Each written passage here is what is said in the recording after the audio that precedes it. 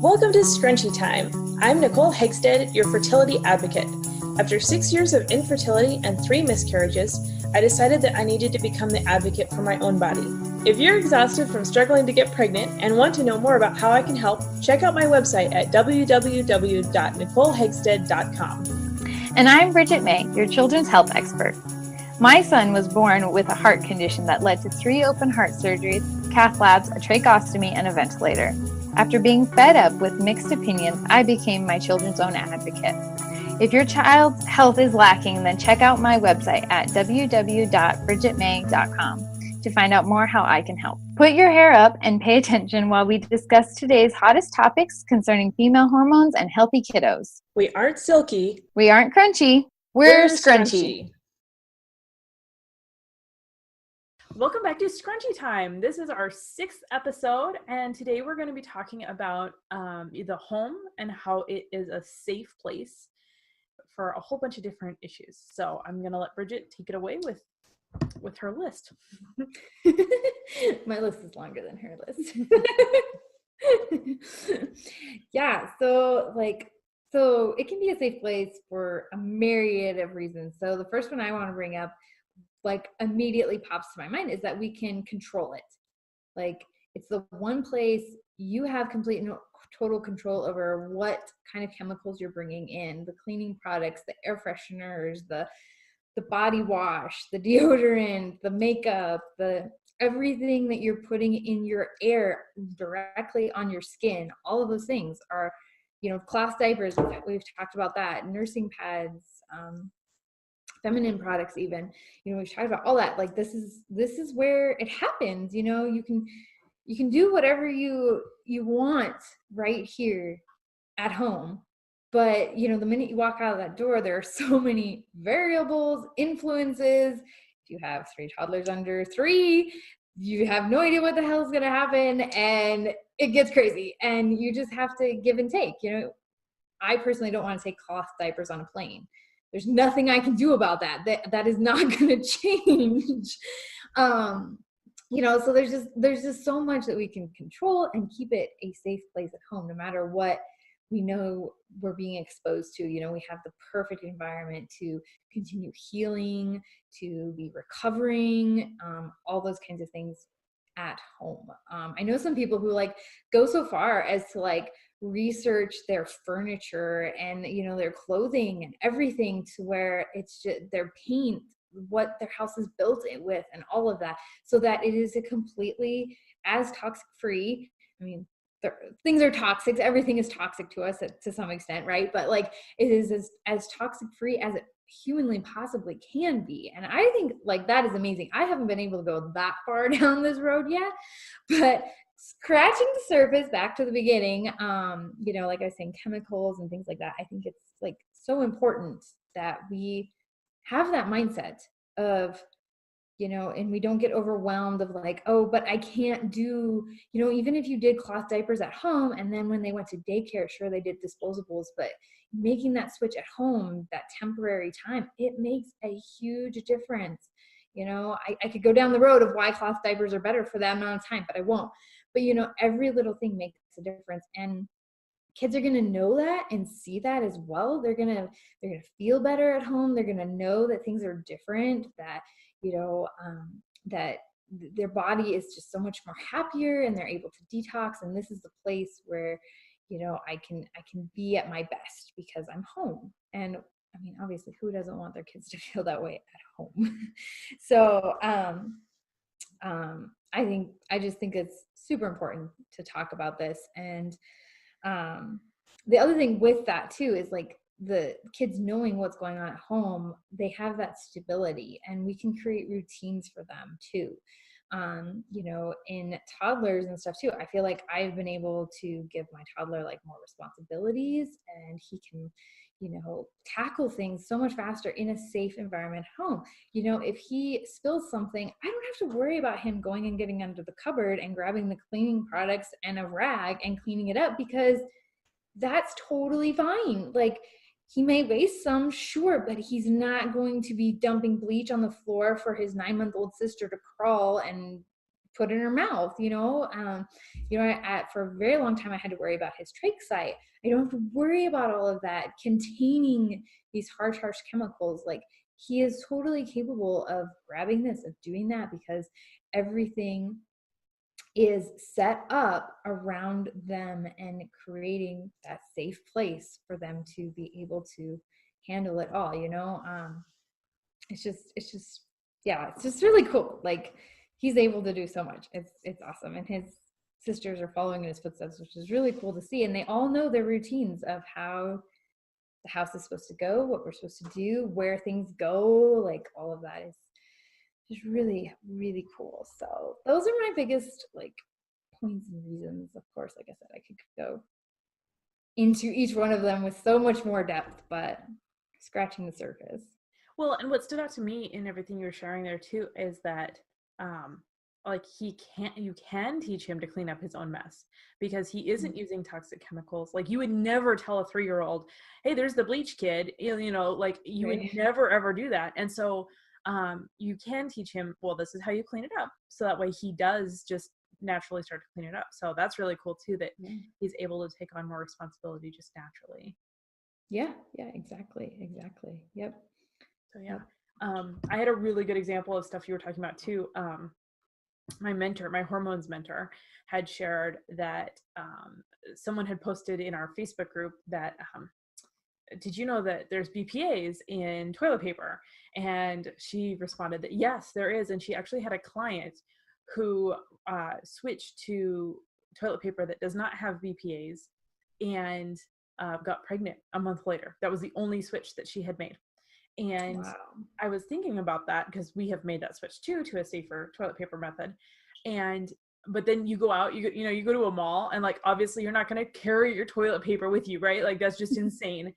And so, like, I'm sure that this woman didn't as well. And I'm sure that everywhere she went, she was using regular amounts, but just at home, changing her toilet paper was enough to help her to get pregnant. And that blows me away, that like, we can make these changes in our homes, and it's enough to carry over into the regular lifestyle too. Yeah. Well, and that's such a great point too. I think you were going to bring up food for that instance too. I thought of a great example for that too, is like, so many times you go out and you stress and you worry, like, oh my gosh, we can't go eat out. Everything is, whatever. And it's okay. That one time is okay. You might feel like crap the next day, but like, it's okay. Your body knows to detox it. And I even notice it knows to detox it faster, because you're doing so well at home. And it's okay. I honestly get really like annoyed when you have those certain friends who are like, well, we can't go out because, and it's like, that's not the point. Like, it's not this point to make this huge statement and whatever, unless you have like obviously a serious medical issue, but it's to just keep doing your best. And if you can do it as best as possible at home, you can go out and do these other things. Absolutely. And and same with the toilet paper. If you change it at home, you can go to the movie theater and use the toilet paper at the movie theater. And it's not going to make that difference, and your body's going to recognize it, because it knows, and like, changing that. And then, when you do have to use it, your body's going to say, wait, this is bad. And it's going to detox whatever it needs to that much quicker, because it's not built up over such a large amount of time. Absolutely. Yeah. I so agree. Yeah. So yeah, I was going to bring up food. I love that everything in my house is gluten-free. Every single thing in my house is gluten. I think I have a thing of cookies on the top of the fridge that actually smell horrible. My husband brought them home. And I need to throw them away. And he was telling me they actually don't taste all that good. And I'm like, then why are you eating them? Like, what is wrong with you? Just throw them away. But other than that, everything, I label read everything at the grocery store. So that way, everything that comes into my house, when I'm feeling particularly snacky, I can go grab whatever I want and eat it. And I don't have to feel like, oh, well, that's bad. Oh, well, that's bad. Well, I want something that's healthy. Okay, well, I want to snack bad enough that I'm going to break whatever that is, and do whatever I want. And no, I have like everything in my house is okay for me to eat. And I love that. So I'm always very careful when I'm at the grocery store to make sure that Everything that I'm purchasing and getting for our house is good and has good ingredients in it. There are occasions where I'll purchase something that is not so good, but I only get enough to last one meal. So if we're gonna have like a treat meal that night, it's eaten up, it's gone, it's done, and then that's what that is. But then after that, it's not that big of a deal. The other thing is, the more you eat better, the better it tastes. And so then you stop viewing, and the repercussions of eating poorly get worse. And so it's kind of like the trade-off isn't as good, because it's like, yeah, this isn't fun anymore. And you stop enjoying it. Yeah. And then I also wanted to bring up intellectual freedom. And I was raised in a house, and my husband and I have kind of fostered this in our home too. And I love this, but you're allowed to ask any questions in your home. And I loved that growing up. We were allowed to ask, I mean, even if it was politically incorrect, if it was, a racist question or a bigoted question, like, kids have questions about things. And the only way that they learn is by asking questions and us honestly answering them. And that can be whatever your opinion is in your home. But we need to have intellectual freedom in our homes where our children are allowed to ask these questions, and we can say, no, that's considered racism, that is wrong, or that is considered wrong out in the world, but I personally believe X, Y, or Z, or yes, you can ask that question, this is the answer, but that is wrong or immoral for you to think that thought or ask these questions or things like that. But like, they're always allowed to ask, because children aren't going to learn any other way. And we don't want our children to fit into a mold that is just told, we don't talk about that. We don't ever talk about that. How dare you ever bring that up? And granted, as adults, there are things that we don't go into society and discuss. And that's neither here nor there as to whether that's right or not. But we don't want our children to end up just stuck in, well, I can't ever bring that up. I don't really know why. We just don't talk about that in America, and there aren't, like, as free as what we are, there are major topics that we do not discuss and are not allowed to be brought up. And it's kind of getting away from the issue of health, but there is a healthiness in intellectual freedom that we need to allow to be safe in our own homes. And there's nothing wrong with that. And if you're one of those homes, good job and kudos to you. And if you're not one of those homes, consider it, because there is nothing wrong with asking questions.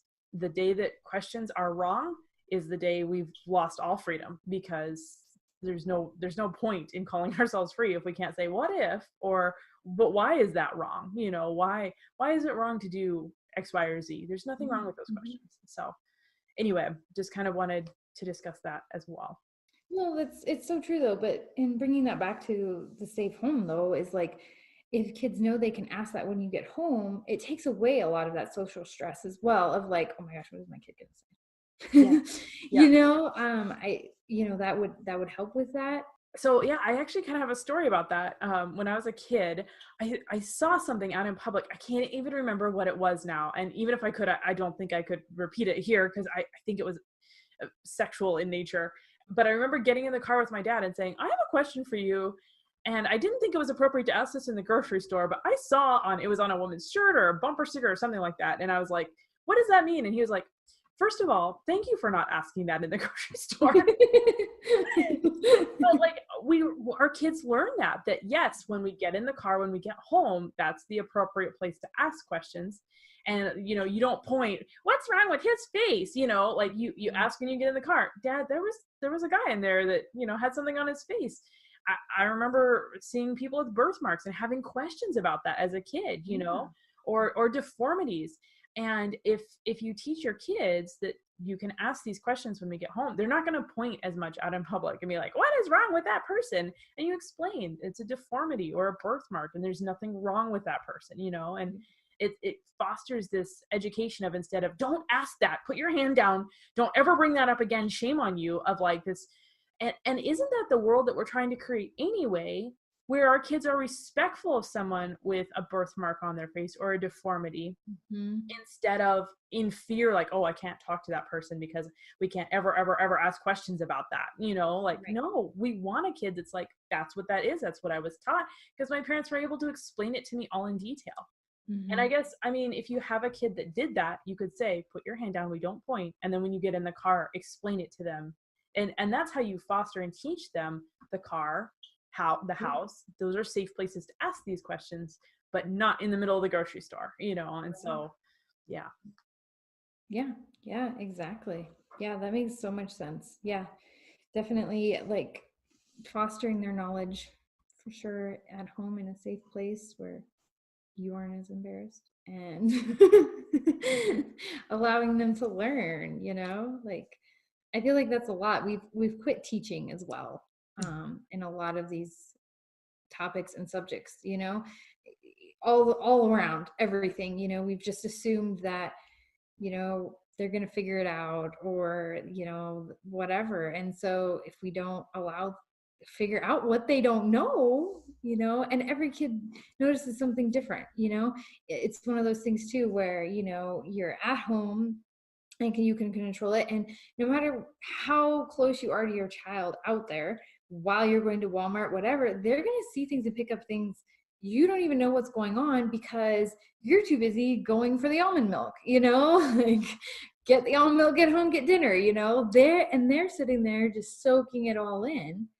And you're not going to have every, opportunity, or you're not going to know every opportunity that they're sitting there wondering and learning about how things work. So that's like a really good point.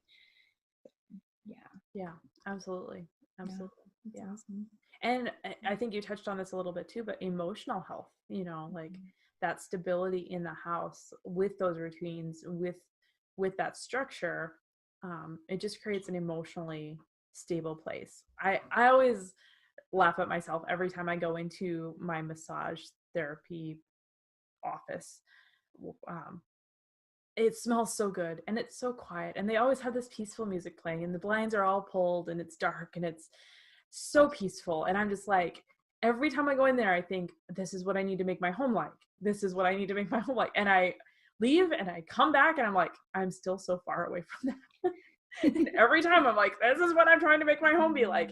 But like, if our homes were places of peace and comfort and quiet and calm, then imagine how peaceful our families would be, and there wouldn't be as much bickering and yelling and screaming, and I love the concept that certain rooms in the house are designated for certain things. Like, we don't talk about finances in our bedrooms, we talk about finances in the office, in the den where we take care of it, and that way that all is left in that room, and then the rest of the house is for peace and calm. And I think that's really cool.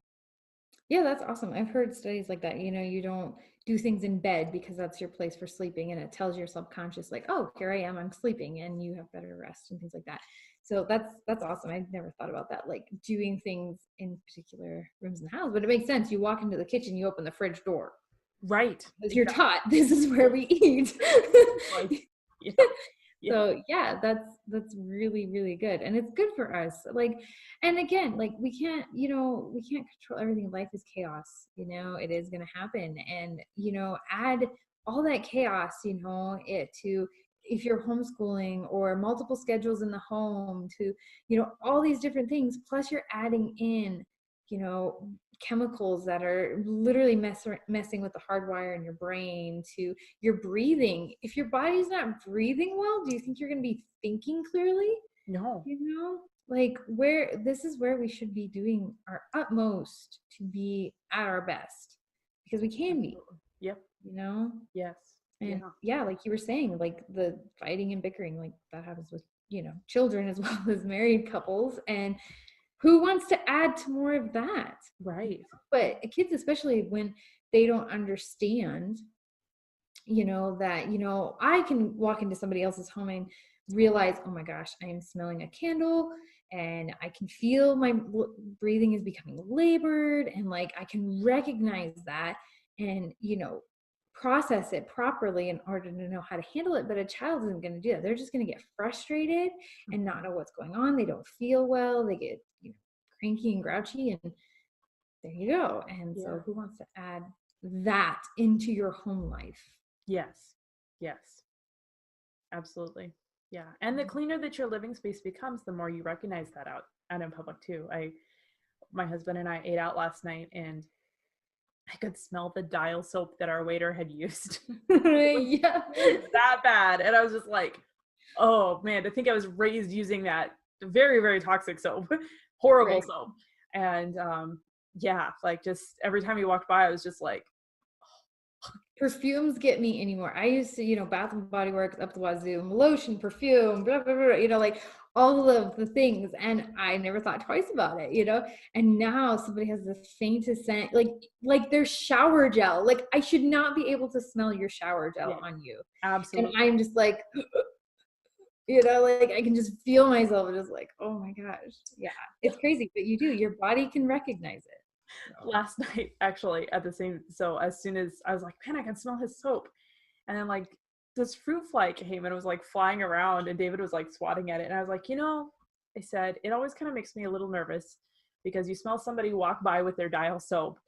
And then like, we're sitting here. Do you think maybe we stink or something? Because the flies are all over here, And he brought up a great point. He was like, I think that those chemicals scare the insects, it scares stuff away because if they know that it's chemicals, they can smell it even better than we can. And they recognize that, well, this is a healthy smelling person. So, but yeah, I always chuckle at that. Like, oh, this can't be good. It's so true. And I've never had that. Like I've never had anybody say you smell or shower today. No. Look at my hair. I haven't truly washed it in over a year. Can you tell? Nope. Like I haven't used shampoo in at least 6 months now. So I only used it because we went in a chlorine pool. It's crazy. It's crazy how your body it knows what to do. Our world is so commercialized with you have to have this and you have to do this and you have to be sterile and this is better and you have to use this shampoo to make your hair shiny, and our bodies naturally know how to do that. Mm-hmm. And I mean, podcast for another day, but like bacterial germs are mutating because of the soap we're using. Like the soap we're using is so not like, it's just antibacterial and we shouldn't be using it, and it's literally causing the bacteria to mutate. Like they can't. I know, it makes no sense whatsoever. So now we're gonna have to come up with something else. I mean, that goes right back to antibiotics and everything else. Like we do all these things, but in the end, it only makes things worse. When if you would have just ate the garlic, you would have been fine. Yeah. And you wouldn't have caused this super bug. And I mean, that's a very generic version of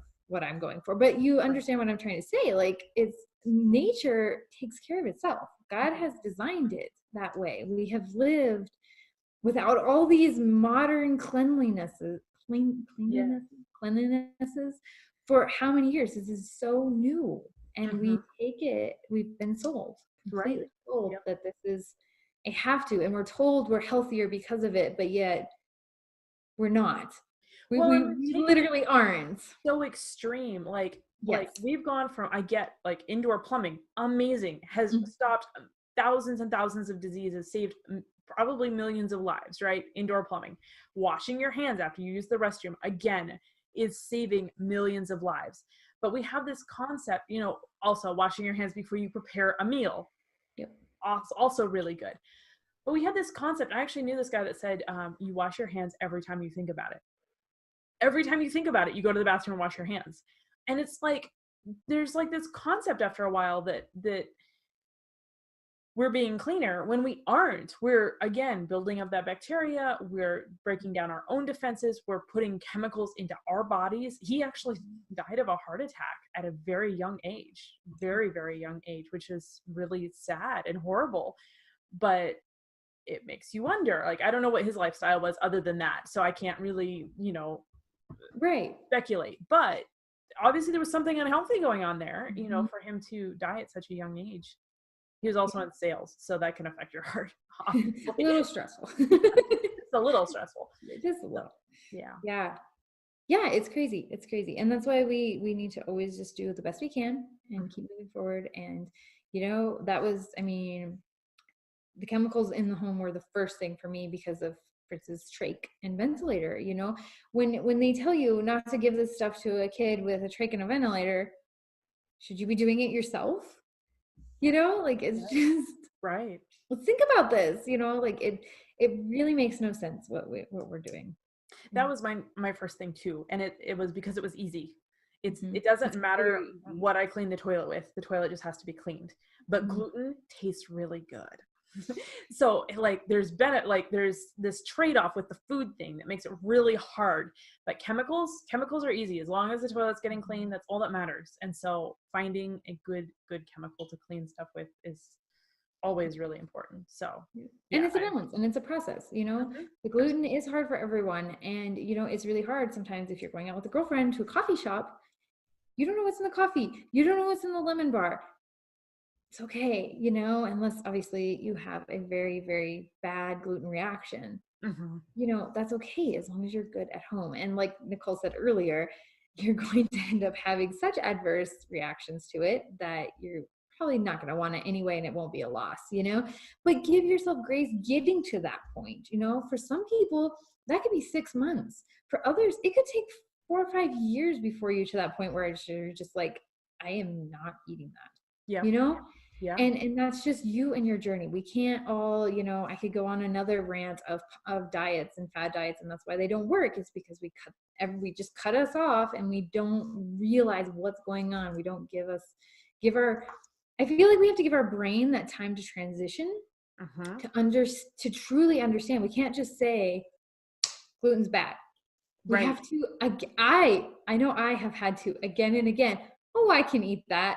No, that was bad. Yeah. Oh, I can eat that. I can't tell you how many times I've had to learn my lesson. Yeah. It's getting better. But, you know, to literally just say no, thank you it's been a journey. It has been absolutely. Because I still struggle with the gluten thing. My body has naturally cut me off from coffee, like naturally. I started slowing down, and then I noticed that when I did have it, I had really bad reactions to it, and I freaking love coffee. Like I actually, my body and I aren't speaking right now because of this issue, but my body is like, no, you don't want that. Even when I think about having a cup of coffee now, it's like, oh, that's how my body responds. And I'm just realizing, like, I don't know when I'll be able to have, or if I'll be able to have coffee again. And that's why I'm very angry with my body right now, because it needs to pull itself together and enjoy this cup of coffee. But it's done it all by itself. It has slowly, and it's getting to the point where, I don't know. But with, you know, gluten, it's been a longer journey of, I think we said in a previous episode, sitting on the toilet and going, oh man, I should not have had that banana nut bread at Starbucks, even though it tasted amazing. Like, not good. So yeah, it definitely is one of those things where it takes time, and it's okay that it's taking time. Yeah. And I think we had talked about that earlier too. You do notice that you can start to like recognize, it's kind of creepy, but like you do recognize, like, while you're eating this is such processed food. This is not grandma's homemade banana nut bread. You know, and I can get halfway through a brownie and I'm like, this is disgusting. Like, why am I eating this? Like you begin to recognize, like, at that point, I am simply eating this for a sugar high. Yep. You know, or a chemical high, or whatever is in this thing. What it really is sugar is I'm getting the word right now. Sugar is a excitotoxin, which means it actually shuts your brain off. And so if you notice, when you get about 10 bites into any kind of dessert, it stops tasting good. Like those first couple bites, they taste amazing, right? But after the 10th bite, you're not tasting it anymore. You're just putting it in your mouth because your brain cannot say to stop. And so I have found, if you stop after 10 bites and you think, do I want to finish this? Your brain will actually be like, no, I'm good. Actually, that was really yummy. I enjoyed those first 10 bites, but I'm totally good.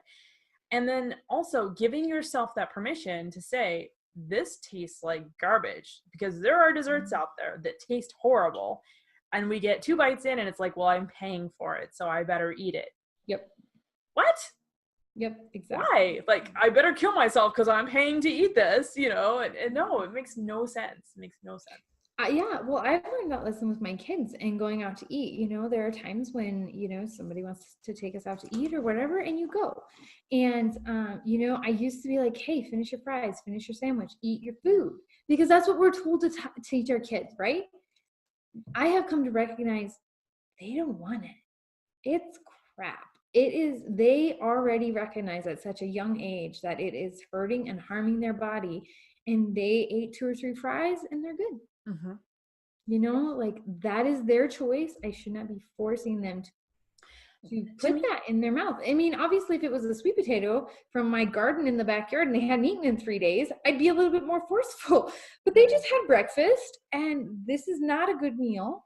I was going to say, though, too, even if it's healthy, like even if it is the sweet potato, if they're not hungry, like, yes, that's all you're having for supper. I'm not going to go make you mac and cheese. You know, I definitely believe in that. Like, I'm not going to make you a special meal just so you'll eat. Yeah. And I remember somebody telling me, well, you've never been a mom and you don't understand. And I'm like, they'll eat when they're hungry. Like, they will. If it's healthy food and they're still not hungry, I'm not going to I wouldn't force them to eat in that situation either, because it's I totally agree. They will eat when they're hungry. Yeah. So. Yeah. I just meant you would get, you know, you might nudge them a little, like, hey, eat your potato, take a bite, you know, to get them going as a toddler. But no, I totally agree. I wouldn't force them anymore, but just, we're so ingrained. Oh, I paid $10 for this Happy Meal, or, you know, whatever, eat it. And that's not what we should be doing at all. Yeah. Yeah. Absolutely. Yeah, totally. I agree. Yeah. But yeah, so cool. So make your home a safe place. Yes. All of that to say. But yeah, definitely worth it. And if you have any questions about how to do that or where to start, you know, we've given some examples of the easiest places to start, but maybe you've conquered all those and you need something that's more complicated, reach out to either one of us and we will definitely help you with that. Absolutely. It's going. So. Yeah. All right. Well, see you in a couple weeks. All right. Bye. Bye. Thanks for joining us on today's podcast. If you'd like to know more about our programs or watch the podcast in video form, you can visit our websites, where we also share links and resources concerning the different topics that we have discussed. Check me out at www.nicolehegsted.com. And check me out at www.bridgetmay.com. See you next time.